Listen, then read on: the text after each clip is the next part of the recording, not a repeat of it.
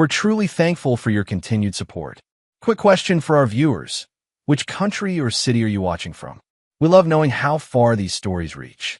Now, let's dive into today's story. Chapter 1. Return. Nolan Foster stepped out of the taxi, his shoulders aching from the 14-hour flight. 3 months in Singapore establishing the Asia-Pacific branch of his security firm had been exhausting, but successful. He'd closed deals worth millions, expanded their global footprint, and was finally home. The moment he saw the red and white for sale sign plunged into his manicured front lawn, he felt his stomach drop. There had to be some mistake. He paid the driver absently, his eyes fixed on the sign, swaying gently in the autumn breeze. The colonial-style house with its dark blue shutters had been his wedding gift to Vanessa 5 years ago. She'd fallen in love with the wraparound porch and the maple trees that turned brilliant orange every fall. Right now, those same trees framed a scene that made no sense. Nolan pulled out his phone, scrolling past dozens of international business contacts until he found his wife's number. It rang 6 times before she answered. "Hey, it's me. I'm home," he said, keeping his voice even. "There's a for sale sign in our yard." Vanessa's laugh floated through the speaker, a sound once familiar and comforting, now suddenly alien. "We sold a house. Find a new place." "What?" Nolan felt the ground tilt under him. "What do you mean we sold? I never signed anything." "Surprise. Power of attorney comes in handy," she said with an airy tone that sent chills down his spine. That document had been for emergencies, signed before his deployment to Afghanistan years ago, before they were even married. He'd forgotten it existed. Apparently, she hadn't. "What about my stuff?" he asked, his mouth dry. Her snicker made his blood run cold. "Threw it all away." In the background, a male voice rumbled with laughter. The sound hit Nolan like a physical blow. He stood motionless on the lawn he'd seated himself, staring at the house he'd painted with his own hands, while his world collapsed. "Fine," he said finally, his voice deceptively calm. "But don't regret it." Then he hung up. Inside the house, his house, Nolan found drawers emptied, closets cleared. His clothes, his medals from military service, the watches his grandfather had left him, all gone. In their bedroom, unfamiliar clothes hung in the closet beside Vanessa's things. Men's shirts, large shoes. In the office, his desk had been cleared, papers shredded. Only his laptop safe remained, bolted to the floor and requiring his fingerprint to open. Inside was his backup laptop, emergency cash, and passport. Items Vanessa couldn't access. Small mercies. Nolan sat on the floor of his empty office and tried to think rationally. He'd built his security business from nothing after leaving the military. As a former Army Ranger, he'd specialized in high-risk extraction operations. He knew how to plan, how to remain calm under pressure. Those skills would serve him now. He called his closest friend, former Ranger teammate Damon Wolf. "I need a place to crash," Nolan said when Damon answered. "For how long?" Damon asked without hesitation. "Until I figure out what the hell just happened to my life." 3 hours later, Nolan sat in Damon's apartment overlooking the river, nursing a whiskey. Damon leaned against the kitchen counter, his prosthetic leg propped comfortably, listening as Nolan recounted the day's events. "So, she's been planning this the whole time you were in Singapore," Damon said, his voice tight with anger. "Any idea who the guy is?" Nolan shook his head. "Not yet, but I will." He took another sip. "They think they've won. They think I'll just roll over." A cold smile crossed his lips. "They have no idea who they're dealing with." "What are you going to do?" Damon asked. "First, I'll find out everything. Then," Nolan's eyes hardened, "I'll make them wish they'd never met me." "I'm in," Damon said instantly. "Whatever you need." Nolan nodded, grateful. In the military, they'd had a code: leave no man behind.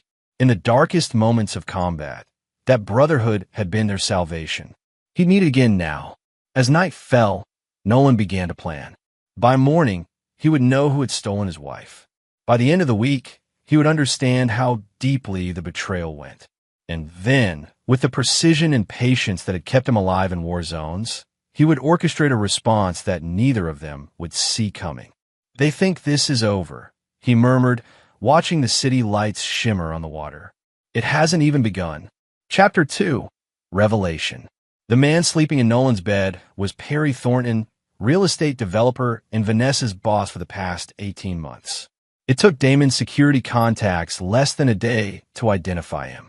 Within 48 hours, Nolan had a complete profile, twice divorced, known for targeting wealthy, married women, with a reputation for cutting corners in business deals. Currently developing a luxury residential tower downtown, the Thornton, using investors' money, including, Nolan discovered with a sickening lurch, nearly $2 million of his own savings. She transferred everything from your joint accounts 3 weeks ago, said Layla Braddock, Nolan's attorney, sliding documents across her desk. Unfortunately, with joint accounts, that's legal. The house sale is more complicated.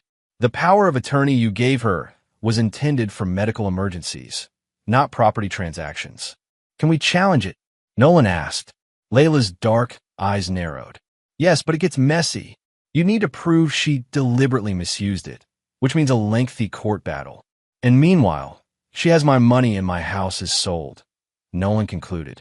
The sale closes in 3 weeks, Layla confirmed. If you want to stop it, we need to move fast. Nolan drummed his fingers on the desk. What if I don't want to stop it? Layla raised an eyebrow. Explain. What if I let them think they've won? Let them believe I'm just going to walk away. A slow smile spread across Layla's face. You're planning something. I'm gathering intelligence. Nolan corrected. First rule of combat. Know your enemy. That evening, Nolan sat on Damon's balcony, scrolling through their joint financial records. Vanessa had been methodical, transferring funds in increasing amounts over 6 months. The final transfer, $1.8 million, had happened the day after he'd left for Singapore. But something didn't add up. She didn't just take my money, Nolan said when Damon joined him. She invested it in Thornton's project. Why not just take it and run? Damon mused. Exactly. And why sell a house? They could have just changed the locks. Damon tapped his prosthetic thoughtfully.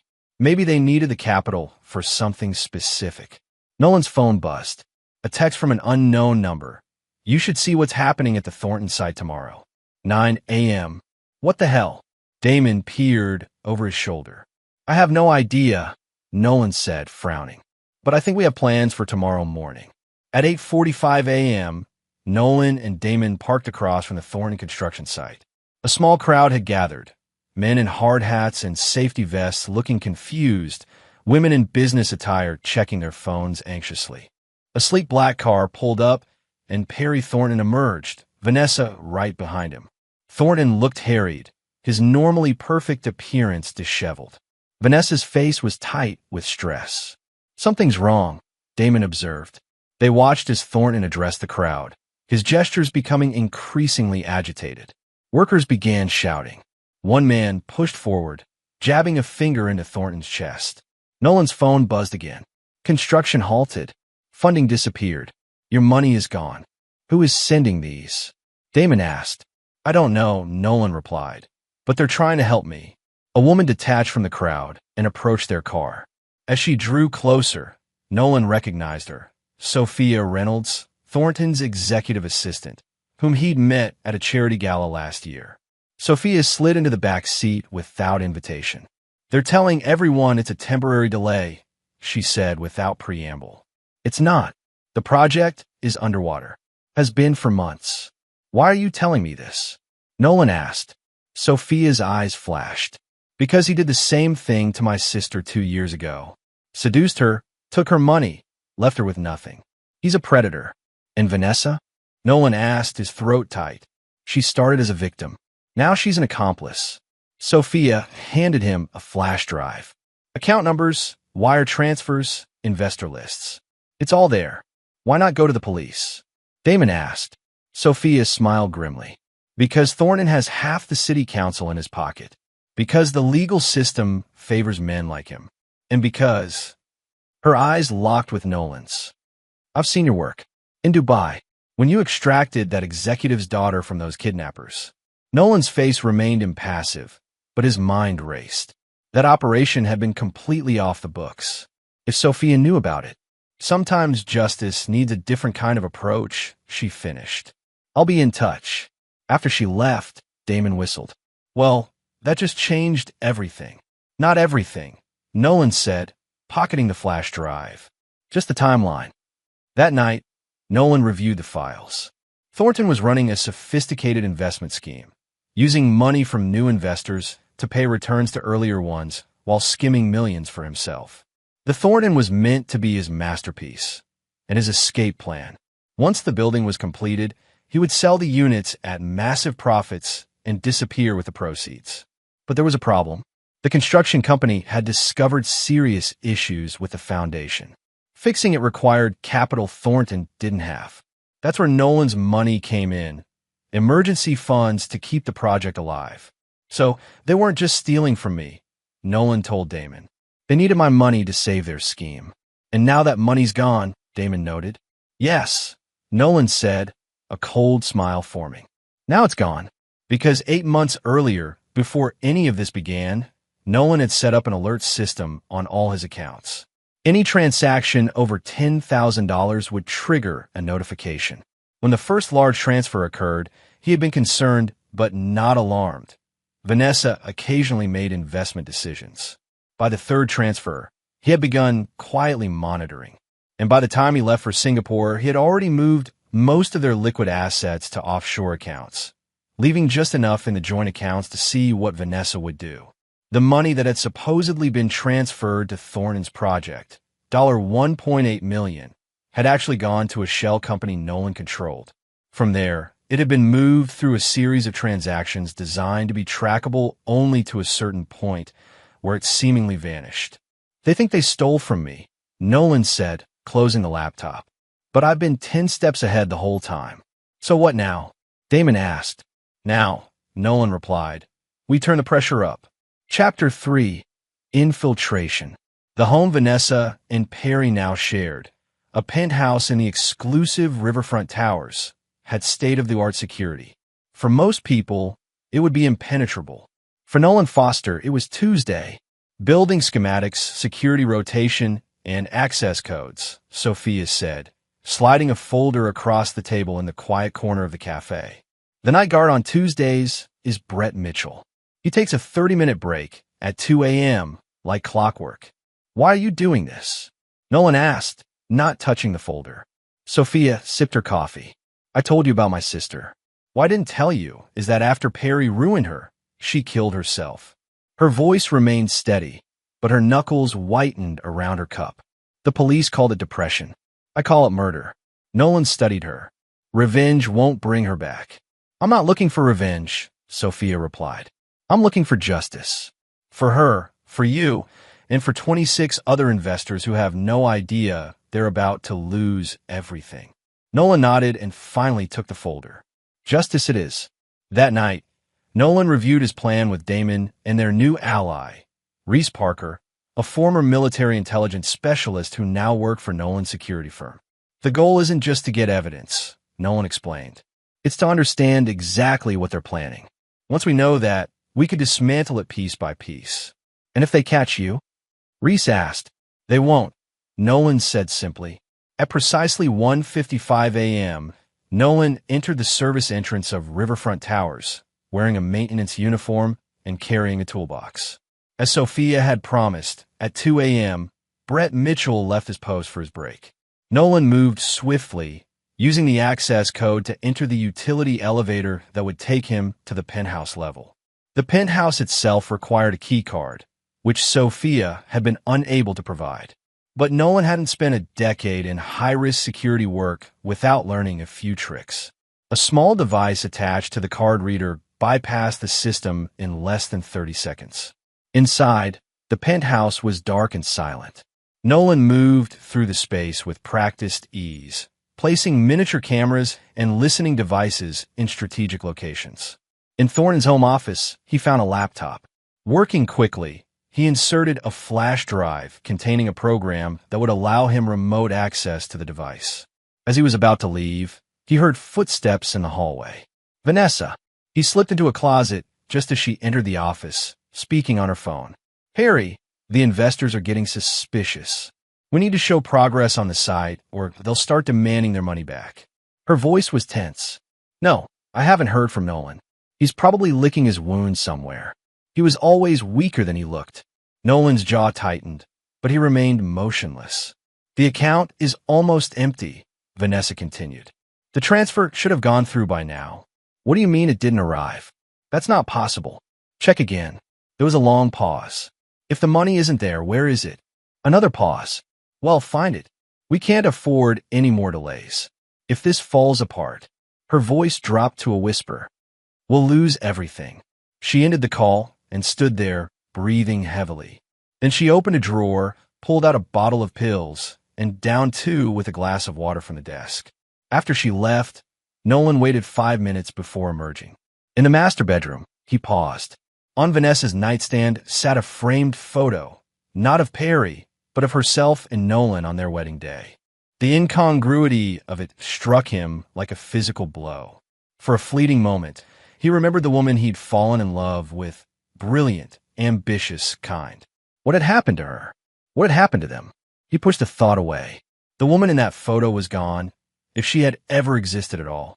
The woman who had stolen his money, sold his house, and discarded his possessions.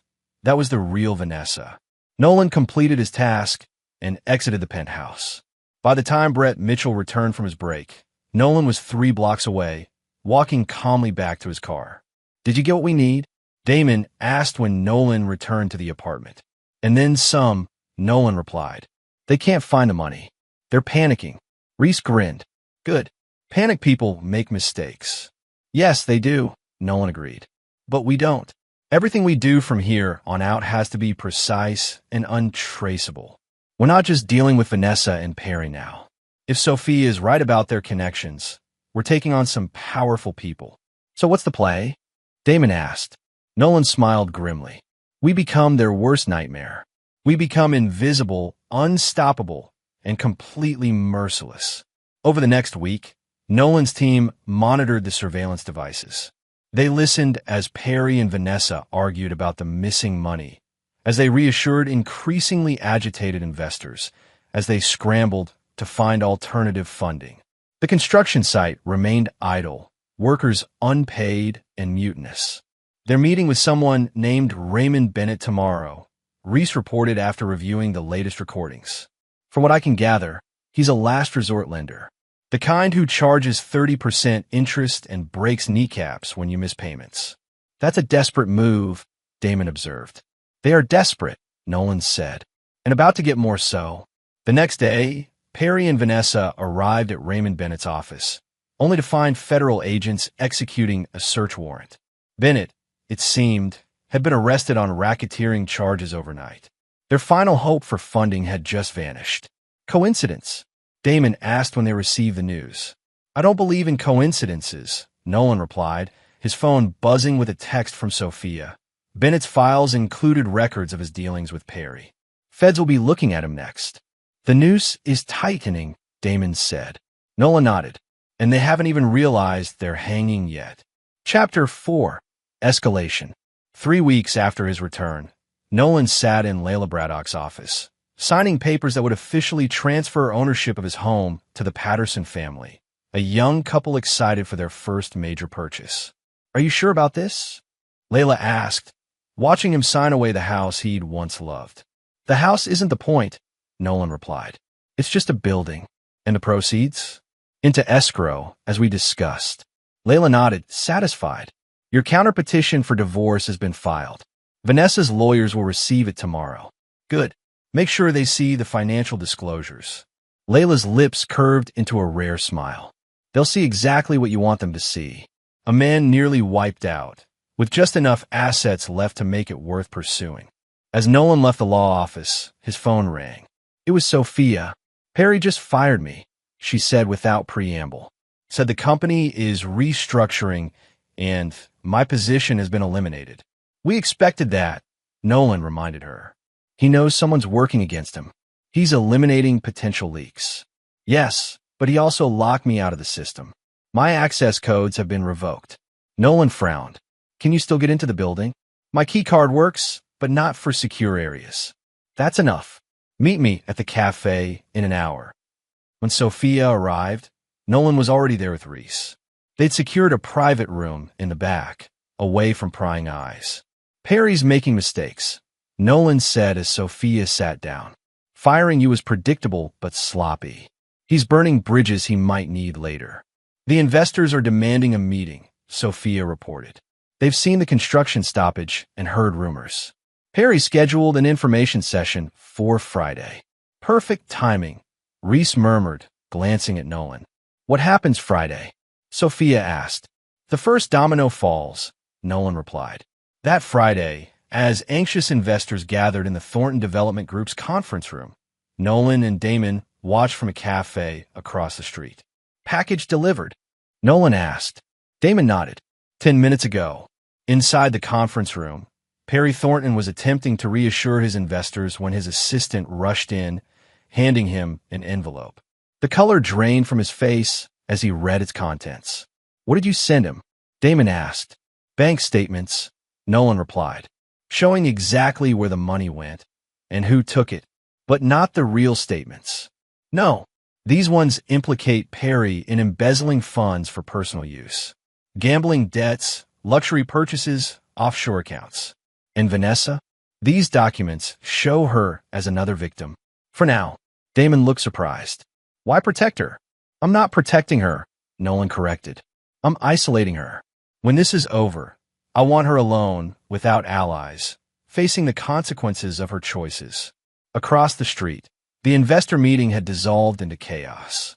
Several men were shouting, one woman was crying, and Perry Thornton stood frozen, the papers clutched in his hand. Nolan's phone vibrated. A text from an unknown number. Police have received anonymous evidence of financial crimes at Thornton Development. Warrants pending.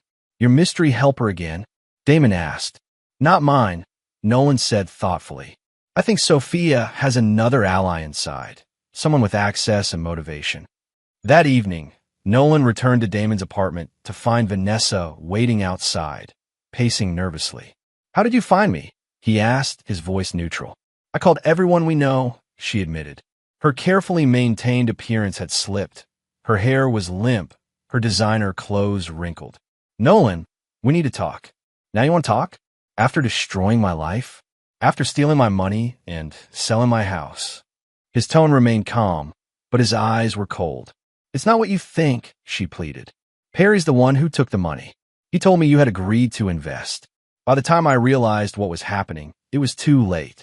And selling our house? Throwing away my possessions? Was that also Perry's idea? Vanessa looked away. I was angry. You were gone all the time. The business always came first. So you decided to punish me by committing fraud? Nolan laughed without humor. Try again. I made a mistake, she whispered. A terrible mistake. But Perry is dangerous. He has connections. If I tried to leave him, if I exposed him, save it. Nolan cut her off. The police will be arresting Perry soon. Financial crimes, wire fraud, investment scams. And guess whose name is all over the documentation? Here's a hint. Not yours. Vanessa's eyes widened. What? The evidence they're receiving shows you as another victim. You get a clean slate. He stepped closer, his voice dropping. Not because you deserve it, but because I want you to understand exactly what you threw away. Nolan, I filed for divorce. My lawyer will contact yours. Don't come here again. He walked past her into the building, not looking back. Inside, Damon was waiting. Didn't expect to see her here. She's running scared, Nolan said. Perry's world is collapsing, and she's looking for an escape route. And you just gave her one. For now. Nolan's phone buzzed again. Sophia. Perry's been arrested, she reported when he answered. The FBI raided his office this afternoon. And Vanessa? Not charged. Not yet.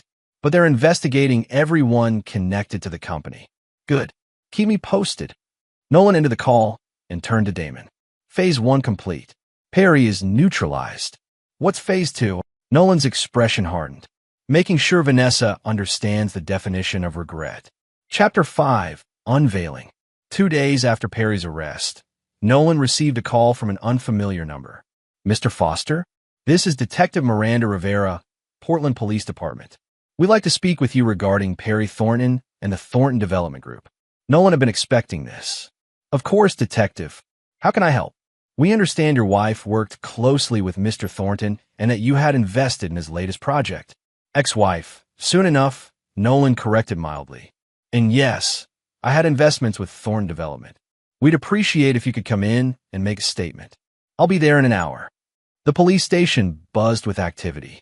Detective Rivera, a sharp-eyed woman with silver-streaked hair and a no-nonsense demeanor, led Nolan to a small interview room.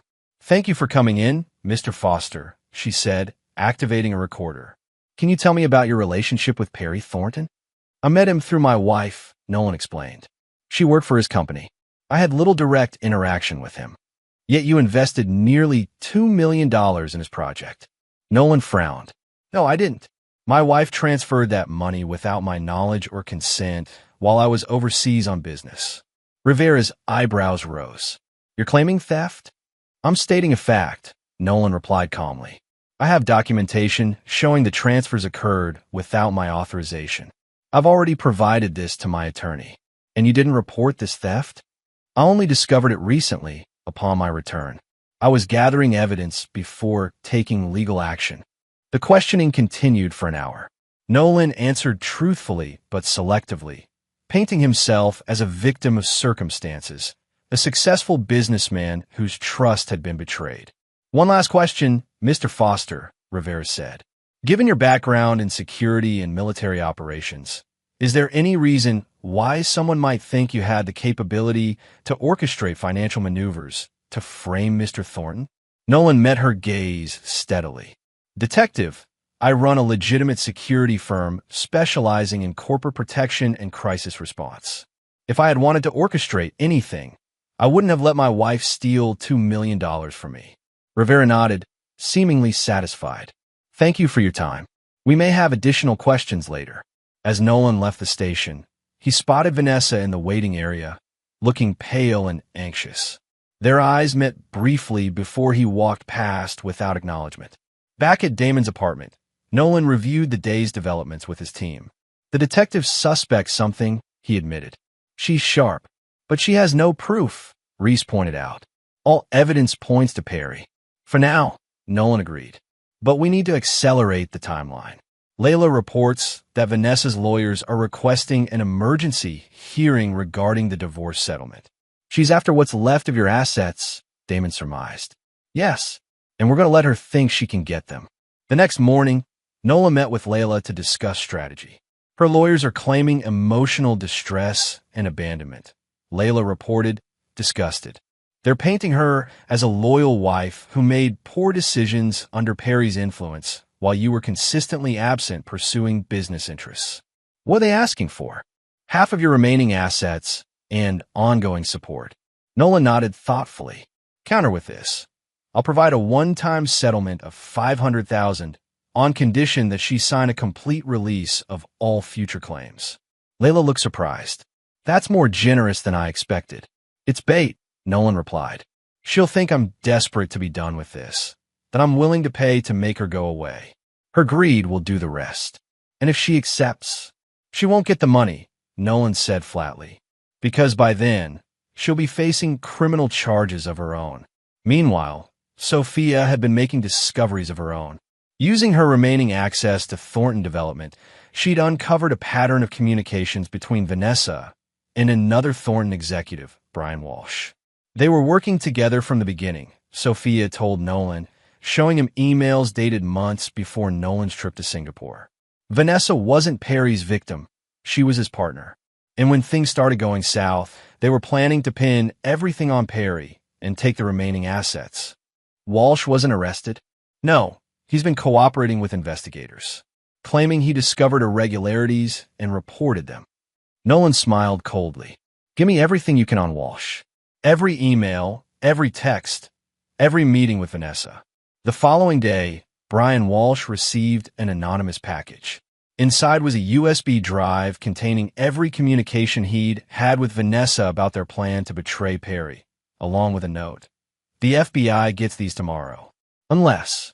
Walsh called Vanessa immediately. "We have a problem," he said when she answered. "Someone knows." "Knows what?" Vanessa asked, her voice tight. "Everything. The plan, the diverted funds, the offshore accounts. They have our emails, our texts, everything. That's not possible, Vanessa insisted. We were careful. Well, someone wasn't careful enough, Walsh hissed. They're threatening to send it all to the FBI unless... Unless what? They want the access codes to the Cayman account. Vanessa felt the blood drain from her face. The Cayman account contained the funds they'd managed to divert before Perry's arrest. Nearly $1 million that was supposed to be their safety net. It has to be Nolan, she whispered. He's always been 2 steps ahead. I don't care who it is, Walsh snapped. What are we going to do? Nothing, Vanessa decided after a moment. It's a bluff. They can't have everything. And even if they did, it would implicate them too. Whoever they are. You're willing to risk federal charges? I'm willing to see if they're bluffing. Give it 24 hours. 24 hours later, FBI agents arrested Brian Walsh as he attempted to board a flight to Mexico. The evidence against him was comprehensive and damning, and it included numerous communications with Vanessa. When Nolan heard the news, he was meeting with Layla. Now we wait, he said. Vanessa will be next. Unless she runs, Layla pointed out.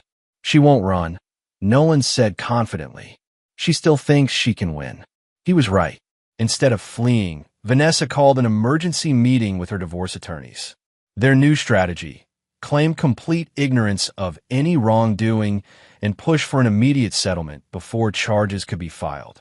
She's offering to accept your terms, Layla reported afterwards. $500,000, clean break, no future claims. Perfect, Nolan smiled. Draw up the papers. I'll sign them today. You're really going through with this? Layla asked, puzzled. Giving her $500,000 after everything she's done? Trust me, Nolan said. She'll never see a penny of it. The next morning, as Vanessa arrived at her attorney's office to sign the divorce settlement, she was met by Detective Rivera and 2 FBI agents. The charges: conspiracy to commit wire fraud, money laundering, and misappropriation of investor funds. As she was being led away in handcuffs, she looked up to see Nolan watching from across the street. Their eyes met, and in that moment, she finally understood. She had never been in control. From the very beginning, from the moment she had betrayed him, he had been orchestrating her downfall, and he had done it without ever raising his voice or making a single threat. He had simply let her own actions destroy her. Chapter 6: Retribution. Perry Thornton sat in the visitation room of the county jail, the orange jumpsuit a stark contrast to his usual tailored suits. Across the table, Nolan Foster waited patiently, his face expressionless. Why are you here? Perry asked, his voice hoarse. The past month of incarceration had aged him, his once confident demeanor replaced by a hunted look. To make you an offer, Nolan replied simply. Perry laughed bitterly. What could you possibly offer me? A way out. Nolan leaned forward. The evidence against you is substantial, but not all of it is genuine. Some of it was creatively edited. You framed me, Perry said flatly. I helped the truth emerge, Nolan corrected. You were stealing from investors. That's fact. The only fabrication was protecting Vanessa temporarily. So what's this offer? Testify against Vanessa. Tell the prosecutors everything about her involvement. In exchange, certain key pieces of evidence against you will be discovered to be unreliable. Perry's eyes narrowed. You want me to help you destroy your wife? Ex-wife, Nolan corrected. And she was never just your victim, was she? She approached you with the idea of using my connections and resources. She suggested using the power of attorney to access my accounts. She was the architect, not you. Perry studied Nolan's face. You already know. I know everything, Nolan confirmed. I just need you to confirm it officially. And if I refuse, then additional evidence will surface linking you to other investment frauds across 3 states. Your sentence will go from years to decades. Perry was silent for a long moment. She said you were weak, he finally murmured. That you would never fight back. That you were too honorable, too straight arrow. She was wrong, Nolan said simply. 2 days later, Perry Thornton signed a comprehensive plea agreement. In exchange for a reduced sentence, he provided detailed testimony about Vanessa's role in the scheme, including evidence that she had been planning it for over a year. When Nolan received confirmation from Layla that the plea had been accepted, he met with Sophia and her mysterious ally, who turned out to be Harrison Wells, Thornton Development's former CFO, who had been forced out when he questioned financial irregularities. Perry's testimony changes everything for Vanessa's case, Layla explained in a conference call. She can no longer claim she was manipulated or uninformed. The prosecution has upgraded the charges to include conspiracy and premeditated fraud. What's she looking at? Harrison asked. With the evidence they have now, 8 to 10 years, minimum. No possibility of a plea deal after she already tried to shift all blame to Perry. Nolan nodded, satisfied. And the settlement money? Frozen, Layla confirmed. The judge invalidated the divorce agreement pending resolution of the criminal charges. She won't see a penny. After the call ended, Sophia looked at Nolan curiously. Is it enough? After what she did to you? Nolan considered the question. It's not about what's enough, he finally said. It's about justice. She chose to betray everything we built together. Now she faces the consequences of that choice. That's very measured of you, Harrison observed. Nolan smiled thinly. I didn't say I was finished. The next phase of Nolan's plan targeted the personal betrayal, not just the financial one. Using the surveillance equipment he'd installed in the penthouse, he had compiled months of recordings, Vanessa and Perry mocking him, laughing about how they had deceived him, planning their future with his money. These recordings, edited to remove any indication of illegal surveillance, were provided to Vanessa's defense attorney as discovered evidence. The lawyer, already struggling with an increasingly unwinnable case, was horrified by the content. Your client's character will be eviscerated if these become public, he warned Vanessa during a jailhouse meeting. No jury will sympathize with someone who speaks about their spouse this way. Where did these come from? Vanessa demanded, pale after listening to her own voice cruelly mimicking Nolan's dedication to his company. The prosecution won't say, but they're authenticated. It's definitely you and Thornton. What Vanessa didn't know was that Nolan had no intention of having the recordings admitted as evidence. Their sole purpose was to make her realize how completely she had been outmaneuvered and to ensure her lawyer understood the hopelessness of her position. Meanwhile, Nolan had reclaimed his life. With Perry and Vanessa both facing prosecution, their assets had been frozen and were being unwound to repay investors. Nolan's security firm had weathered the storm, his reputation intact due to his transparent cooperation with authorities. He had purchased a new home, smaller than before, but with a view of the mountains he had always wanted. Damon had moved in temporarily, while Reese had returned to field operations. Sophia and Harrison had both joined Nolan's company, their expertise in financial security proving invaluable. One evening, as Nolan sat on his deck watching the sunset, Damon joined him with 2 beers. Vanessa's lawyer reached out to Layla today, Damon reported. They want to discuss a plea deal directly with you, bypassing the prosecutors. Nolan took a long sip of his beer. They're desperate. Very. The lawyer thinks she's looking at a decade minimum. She's offering to relinquish all claims to any assets in exchange for your support for leniency. After everything, she still thinks I can be manipulated, Nolan mused. Still thinks I'll soften if she appears contrite. Will you meet with her? Nolan considered for a long moment. Yes. One last time. The meeting took place in the attorney's office. Vanessa, brought in wearing an orange jumpsuit and handcuffs, looked nothing like the confident, stylish woman who had laughed at him on the phone months ago.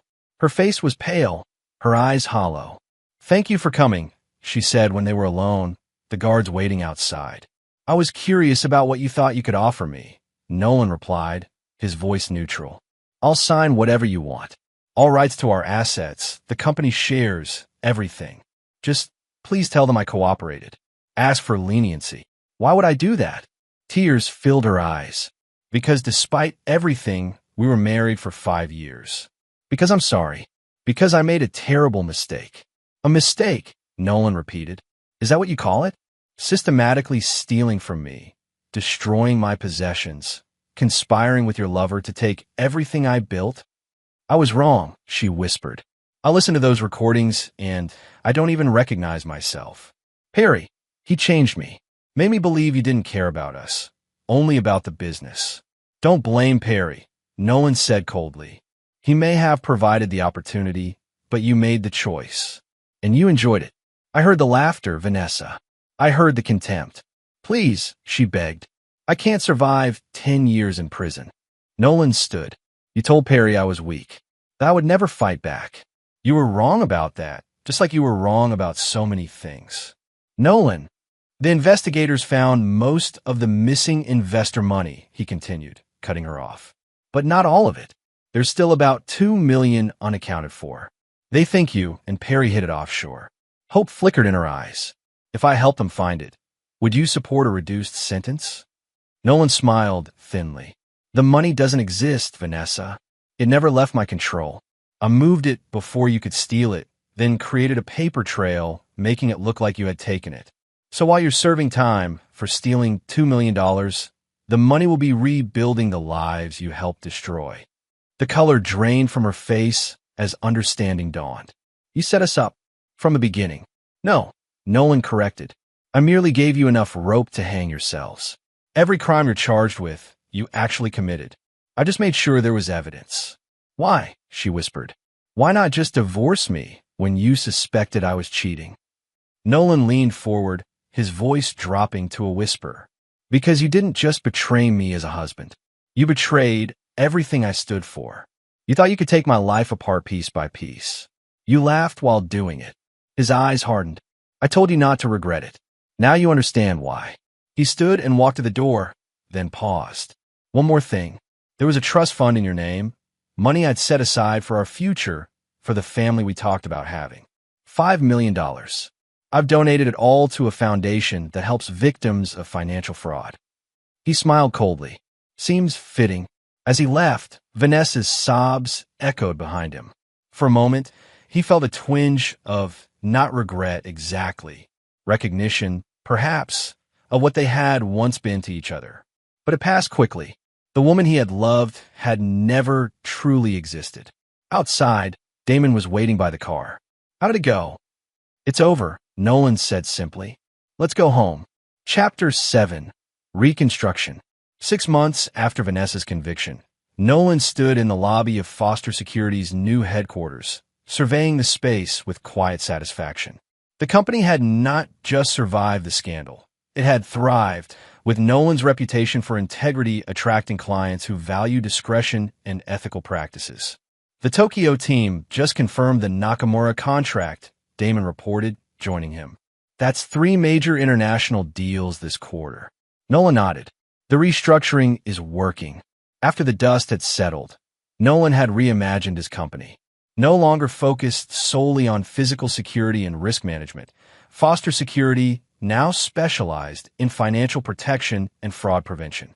Sophia headed the financial intelligence division, while Harrison led a team dedicated to helping victims of investment scams recover their assets.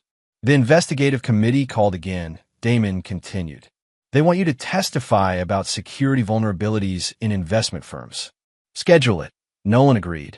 It's time we started changing the system that allows people like Perry to operate. The scandal surrounding Thornton Development had exposed weaknesses in regulatory oversight. Several officials had resigned amid accusations of accepting bribes to overlook violations. The resulting investigations had created an opportunity for meaningful reform, one Nolan intended to influence. Later that day, Nolan met with Layla to discuss a new initiative. The Foster Foundation, Layla summarized, reviewing the documents, dedicated to helping victims of financial fraud rebuild their lives. Initial funding $5 million. She looked up at him. The money for Vanessa's trust. Seems appropriate, Nolan said. Money that was meant to build our future will help others rebuild theirs. And speaking of futures, Layla continued, the final asset distribution from Thornton Development was approved yesterday. After restitution to investors, there's a substantial amount returning to you, approximately $1.3 million. Added to the foundation's endowment, Nolan decided. I don't want or need that money. Layla nodded, making a note. That's remarkably generous. It's not generosity, Nolan corrected. It's closure. That evening, Nolan hosted a small gathering at his home. Damon, Reese, Sophia, Harrison, and Layla. As they sat on his deck watching the sunset paint the mountains gold, Sophia raised her glass. To new beginnings, she proposed. And to lessons learned, Harrison added. Nolan nodded, raising his own glass. To both. After the others had gone, Damon remained, helping Nolan clear away the glasses and bottles. You seem different lately, Damon observed. More at peace. Nolan considered this. I spent months focused on making them pay. On justice, or revenge, or whatever you want to call it. It consumed me. He looked out at the darkening mountains. Now I'm ready to build something new. Any regrets? Damon asked carefully. About exposing their crimes? No. Nolan was silent for a moment. About the marriage itself? Maybe. I was absent too often.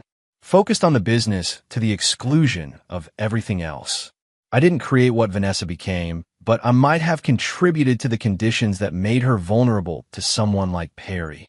That's very evolved of you, Damon said with a hint of surprise. Nolan smiled faintly. Don't mistake understanding for forgiveness. I still believe they deserved everything that happened to them, but I've learned my own lessons from this.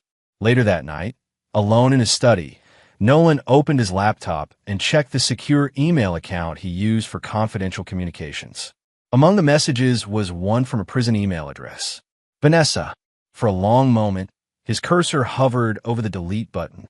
Then, curiosity winning out, he opened it. Nolan, it began. I don't expect forgiveness or even a response. But I need you to know that despite everything, despite what I became, there was a time when what we had was real. I destroyed that, and I will live with that knowledge every day for the next 8 years. You were right. I do regret it. Not just the consequences, but the choices themselves.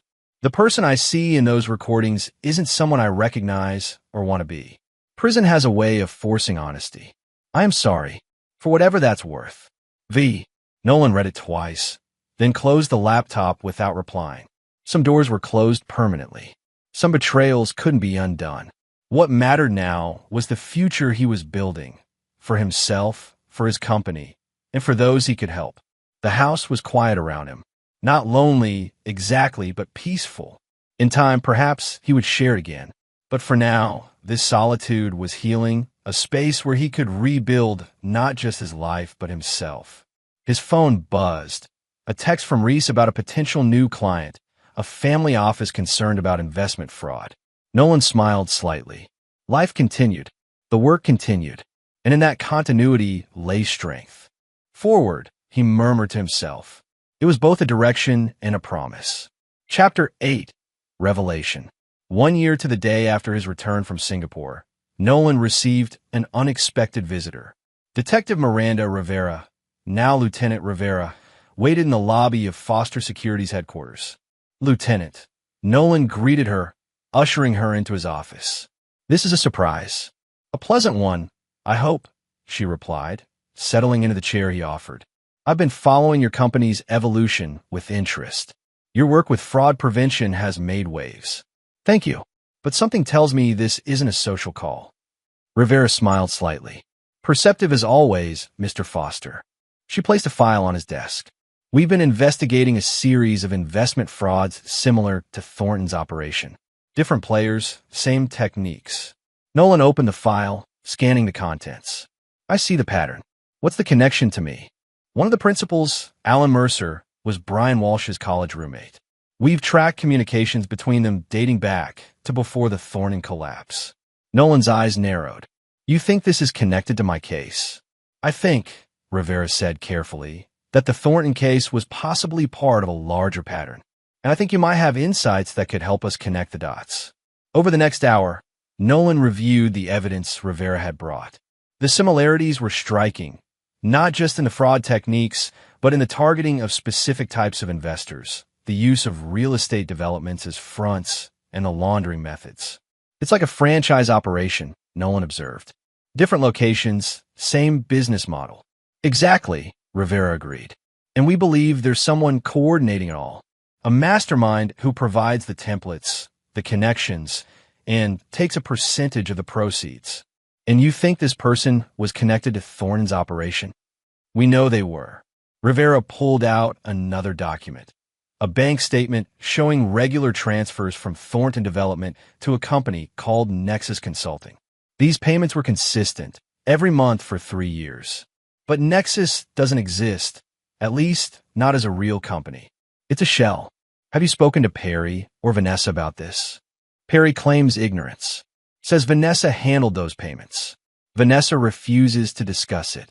Nolan leaned back, considering, why come to me with this? Rivera met his gaze directly. Because I think you know more than you've shared. About the money, about the connections, about everything. For a long moment, Nolan was silent. Then he made a decision. I have a theory, he said finally. But it's just that, a theory. I never found concrete proof. I'm listening. There's a man named Lawrence Blackwood, former hedge fund manager, retired officially 10 years ago after an SEC investigation that never quite stuck. He specializes in what he calls creative finance. And you think he's the mastermind? I think he creates the architecture for these operations, trains the principals, and provides the networks needed to move money undetected. In exchange, he takes a percentage and remains completely insulated from any legal consequences. How do you know about him? Nolan smiled thinly. I make it my business to know about threats in the financial world. When I started investigating Thornton and Vanessa, Blackwood's name came up tangentially. Nothing concrete enough to pursue. Where can we find him? That's the million-dollar question. He moves constantly, never stays in one place long enough to establish patterns. But Nolan paused, then continued. I might know someone who can help locate him. After Rivera left, with promises to share any information he uncovered, Nolan called Sophia into his office. We need to talk about Lawrence Blackwood, he said without preamble. Sophia's expression remained neutral, but her shoulders tensed slightly. What about him? The police are connecting dots, Nolan explained. They've identified the pattern linking Thornton to other similar operations. It's only a matter of time before they follow the trail to Blackwood. And that concerns us because... Nolan leaned forward. Because you and Harrison have been tracking him for the past 6 months. Because your sister wasn't just another victim of Perry's. She was deliberately targeted as part of Blackwood's operation. And because we both know Vanessa was Blackwood's protege long before she met Perry. Sophia's composure cracked slightly. How long have you known? I suspected from the beginning, Nolan admitted. The operation was too sophisticated, too well executed to be Perry's work. He was the front man, the charming face. Vanessa was the real operator trained by Blackwood. When I started unraveling their scheme, I found traces of a larger pattern. Why didn't you say anything? Because I wasn't certain. And because your motivations were genuine, even if you weren't telling me everything. Nolan's voice softened. I understood your need for justice for your sister. I still do. Sophia sank into a chair. We're close to finding him, she said after a moment. Harrison has tracked financial movements that suggest he's operating from Portugal now. We have an address, security details, everything. Good, Nolan nodded. Because we're going to hand him to the authorities. Sophia looked up sharply. That wasn't the plan. Plans change, Nolan said firmly. Revenge might feel satisfying, but justice serves more people. Blackwood has orchestrated dozens of these schemes, ruined countless lives. The best way to honor your sister is to make sure he can never do it again. And Vanessa? Sophia asked. If Blackwood goes down, her involvement with him will come to light. She might get a reduced sentence for cooperating. That's a possibility, Nolan acknowledged. But it's not my concern anymore. My focus is on stopping the system that creates more victims. If Vanessa benefits from that incidentally, so be it. Later that evening, Nolan briefed Damon on the development. So Vanessa was working for this Blackwood character all along. Damon asked, incredulous. Before she even met Perry? I believe so, Nolan confirmed. It explains a lot.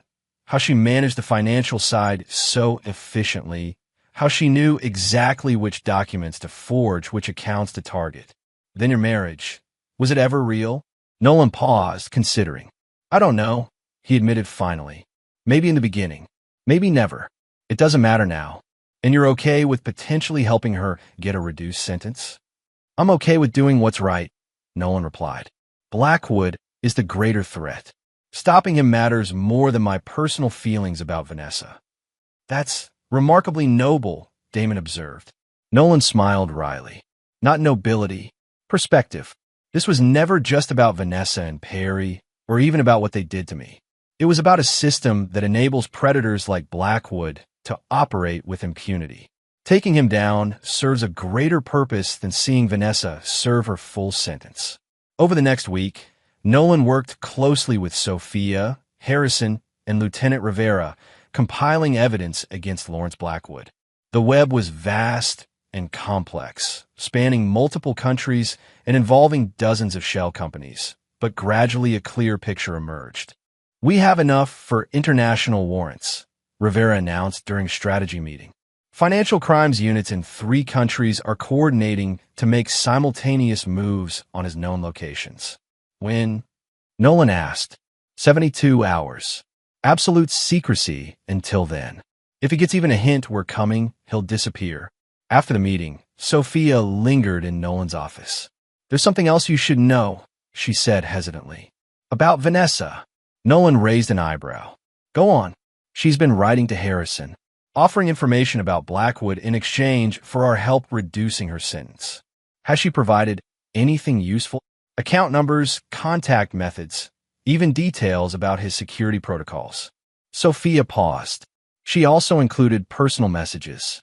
For you." Nolan's expression remained neutral. "I'm not interested in her personal messages." "She claimed she was coerced," Sophia continued, ignoring his response.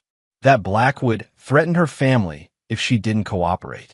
That's why she targeted you, because your security background made you valuable to their operation."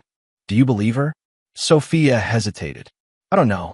The information she's provided about Blackwood has checked out. But whether her motivations were fear or greed." She shrugged. "Only she knows that." Nolan was silent for a long moment. Forward the information to Rivera, he decided. Vanessa can make her case to the prosecutors. It's not my judgment to make anymore.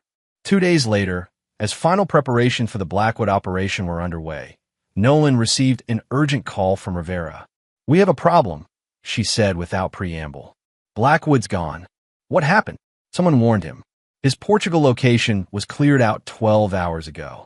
He left behind a message. "Give my regards to Foster." Nolan felt a cold certainty settle in his stomach. He knows we're coming.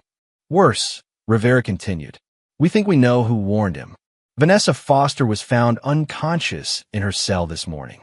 The security system malfunctioned. No cameras for 7 minutes. She's in critical condition. Was it an attempt on her life? Unclear. But before she lost consciousness, she managed to write something. LB knows. Run." Nolan hung up and immediately activated the company's emergency protocols. If Blackwood knew they were targeting him, and if he was as connected as Nolan suspected, none of them were safe. Within an hour, Sophia and Harrison were on secure transport to a safe house, while Damon coordinated enhanced security at the office.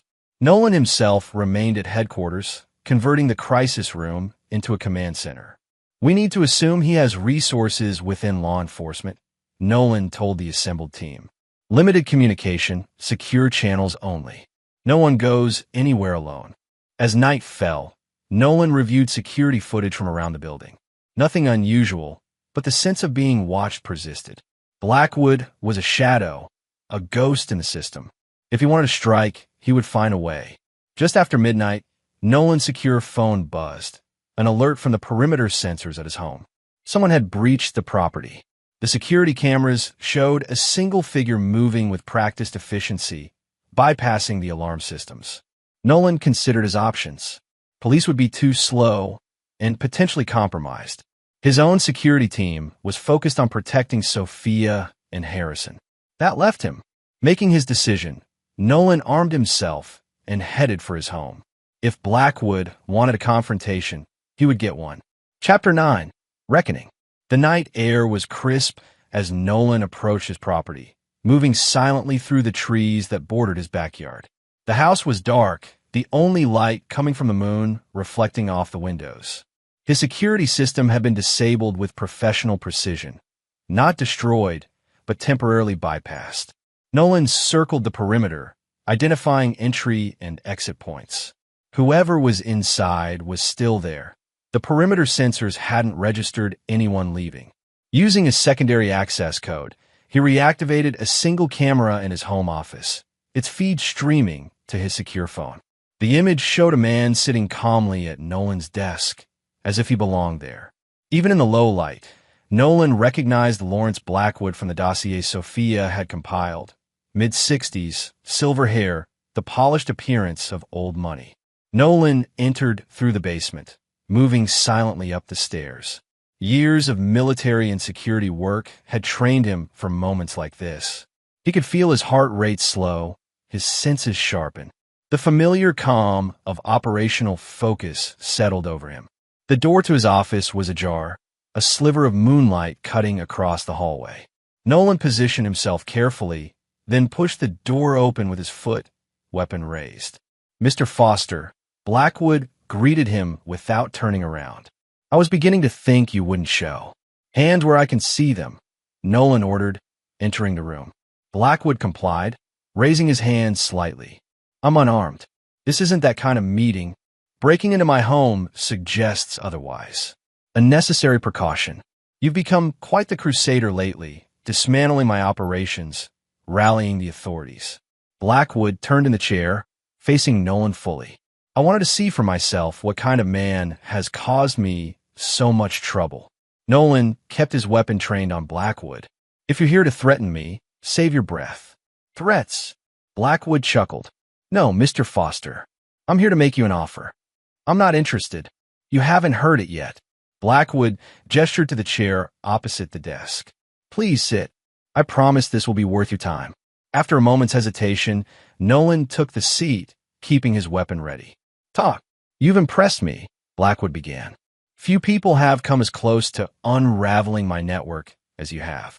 Your combination of technical expertise, financial acumen, and tactical skill is rare. Flattery won't get you anywhere. Not flattery, appreciation. Do you know how tedious it becomes, working with less capable minds? Perry Thornton, for instance, charming but ultimately shallow.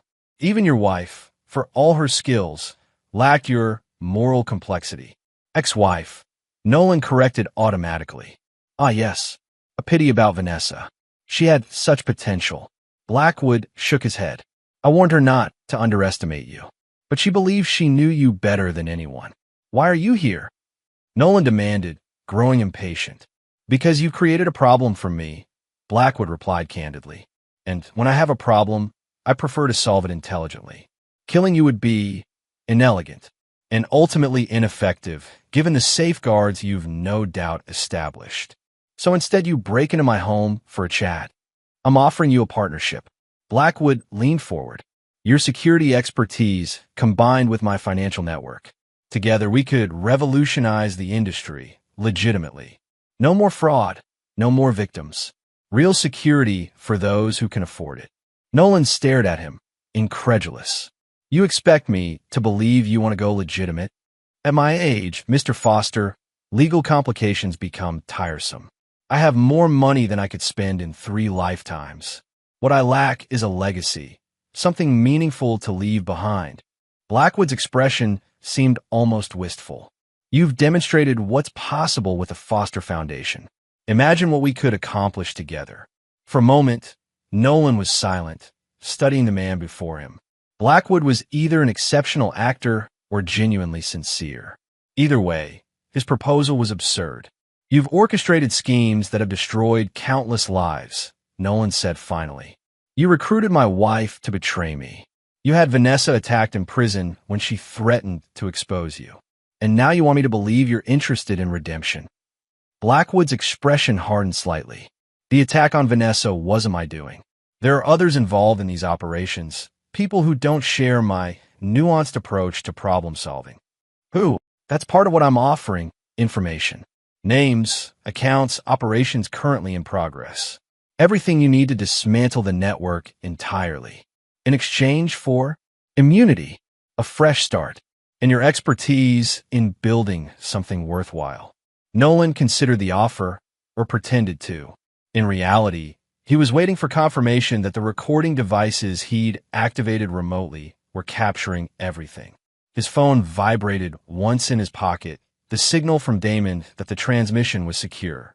"How do I know you're not recording this conversation to use against me later?" Blackwood asked suddenly, as if reading his thoughts. "You don't," Nolan replied honestly. "Just as I don't know whether you have snipers positioned outside." Blackwood smiled thinly. "A standoff, then?" "Not quite." Nolan's phone vibrated again, twice this time. The prearranged signal that law enforcement was in position. "You made a fundamental miscalculation coming here, Blackwood." "Oh, you assumed I'd be interested in your offer. That I'd be tempted by the information, the resources, the chance to build something worthwhile." Nolan leaned forward. "But here's what you didn't understand. I already have something worthwhile. And people like you, people who treat others as disposable, who destroy lives for profit, can never be part of it." Before Blackwood could respond, the night erupted with light and sound as tactical teams breached the property from multiple entry points. Within seconds, the office was flooded with armed officers, Lieutenant Rivera among them. "Lawrence Blackwood," she announced, "you're under arrest for conspiracy, wire fraud, money laundering, and a dozen other charges we'll detail later." As Blackwood was handcuffed and led away, he turned to Nolan one last time. "You could have had everything." "I already do," Nolan replied simply. Later, as the forensic teams processed the scene, Rivera joined Nolan on his deck. "He came right to you," she marveled. "Walked right into our hands."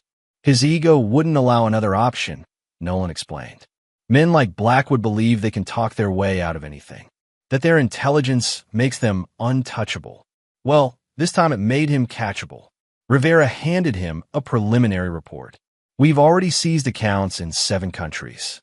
The evidence he was carrying alone is enough to put him away for decades." Nolan nodded, satisfied. "And Vanessa?" "Stable. The doctors expect a full recovery." Rivera hesitated. "The attack appears to have been orchestrated by someone in Blackwood's organization, but not Blackwood himself. We're still investigating." "Will she cooperate?" "Her lawyer says yes. She's offering everything she knows in exchange for witness protection and a reduced sentence." Nolan absorbed this information silently. After all the betrayal, all the pain, Vanessa would likely emerge with less than half her original sentence. It should have bothered him more than it did. "Are you okay with that?" Rivera asked, watching his reaction. "I'm okay with justice being served," Nolan replied. Blackwood was always the bigger target. If Vanessa's cooperation helps ensure he never hurts anyone again, that's what matters. The following morning, Nolan hosted an emergency meeting with his team: Damon, Sophia, Harrison, Reese, and Layla. The capture of Blackwood had made national news, with Foster Security prominently mentioned as instrumental in the investigation. "Our phones haven't stopped ringing," Damon reported. "Everyone from government agencies to corporations wanting to strengthen their financial security protocols. The foundation has received over $1 million in donations overnight," Layla added. "People who lost money in these schemes are coming forward, wanting to support our work." Nolan looked around at the team he had built. People who had stood with him through the darkness of betrayal and emerged stronger on the other side. "A year ago, I came home to find my life torn apart," he said quietly. "Everything I thought I knew, everyone I thought I could trust, gone in an instant. And now?" Sophia asked. Nolan smiled, a genuine smile that reached his eyes. "Now I understand that what was taken from me wasn't what mattered. It was what remained: my integrity, my purpose, the ability to rebuild something better." "So what's next?" Harrison inquired. "We continue the work," Nolan replied simply. "There are other Blackwoods out there, other schemes, other victims needing protection and justice. The foundation expands its support programs. The company develops new security protocols. We keep moving forward." As the meeting concluded, Reese lingered behind. "There's one thing I've been wondering," he said when they were alone. "That day you came home, when you found the for sale sign, you told Vanessa, 'Don't regret it,' like you already knew what was coming." "I suspected," Nolan admitted. "The transfers had started months earlier. I'd been monitoring, gathering information, preparing for the possibility that she was involved in something questionable. I just didn't know how deep it went until that moment. So even then, you were already planning how to respond? Not planning exactly, but I understood that whatever was happening, it wasn't a simple betrayal. The scale, the timing, the precision, it felt orchestrated. Nolan's expression darkened briefly. What I didn't anticipate was how much it would hurt, hearing her laugh at me. Knowing she had thrown away my possessions, erased me from our home so completely. But you didn't let that control your response, Reese observed. No, Nolan agreed. I let it fuel me instead. Pain can be transformed into purpose, loss into determination. Later that evening, alone in his office, Nolan received an unexpected email. The sender was Vanessa, writing from her hospital bed through her attorney's secured system. By now you know everything, she had written. About Blackwood, about how we met, about why I targeted you. What you don't know, what I need you to know, is that somewhere along the way, it stopped being an operation for me. I fell in love with you, Nolan. Genuinely. That's why it took me so long to make my move, why Blackwood became impatient with me. The woman you married wasn't entirely a fiction. She was a part of me I hadn't known existed until I was with you. This isn't an excuse. There is no excuse for what I did. But as I face whatever future awaits me, I wanted you to know that the regret you predicted, it's not just about getting caught. It's about destroying something real and valuable. Something I didn't appreciate until it was gone. I don't expect forgiveness. I don't deserve it. But I hope someday you can find happiness again. You, of all people, have earned it. Nolan read the message twice, a complex mix of emotions washing through him. There had been a time when words like these would have shattered him, would have made him question everything.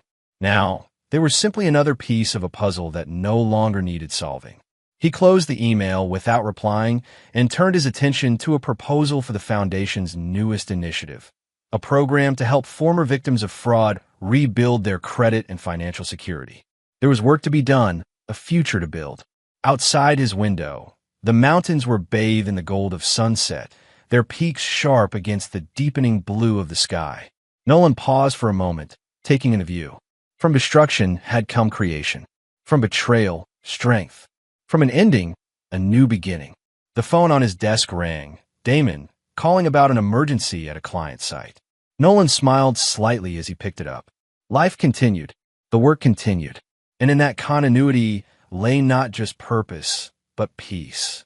I'm on my way, he said, already reaching for his jacket. Another crisis, another challenge, another opportunity to make a difference. Forward, indeed. And there you have it.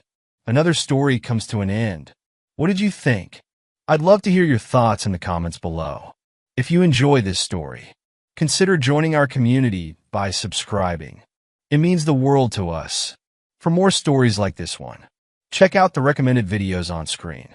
And I'll see you there.